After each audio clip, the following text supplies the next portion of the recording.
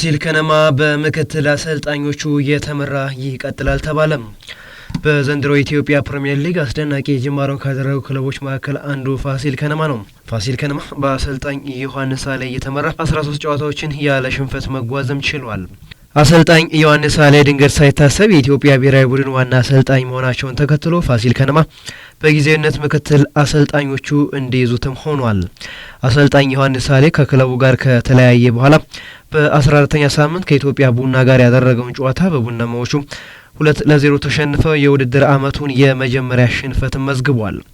የፋሲል ከነማ አመራሮች ባደረጉት ስብሰባ አሁን ያሉት የክለቡ ምክትል አሰልጣኞች የነበሩት አሰልጣኝ አምሳሉ እስመላ አለምና ኤልመድን መሐመድ በዋናነት እየመሩት የመጀመሪያውን ዙር እንዲጨርሱም ተወስኗል።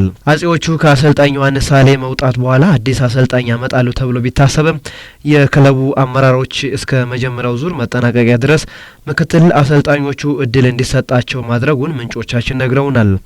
አጼዎቹ ከነገ ጀምሮ የሚያደርጓቸውን 5 የሊግ ጨዋታዎች በዋና አሰልጣኝነት አምሳሉ እስመላ አለም እንዲሁም በምክትል አሰልጣኝነት ኤልመድን መሐመድ የሚመሯቸውም ይሆናል። እነዚህ ሁለት አሰልጣኞች የተሰጣቸውን ወርቃማ ድልና ከባድ ኃላፊነት በምን አይነት መልኩ ይወጡታል የሚለው ተጠባቂ ነው።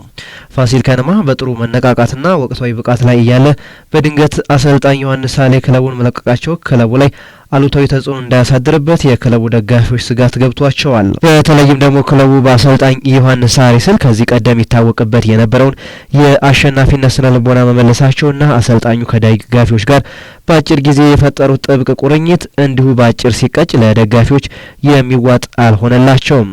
ፋሲል ከነማ በ25 ነጥብ በነገሌ አርሲ በግብ ክፍያ ተበልጦ በሊጉ የደረጃ ሰንጠረዥ 3ኛ ደረጃ ላይ ተቀምጧል።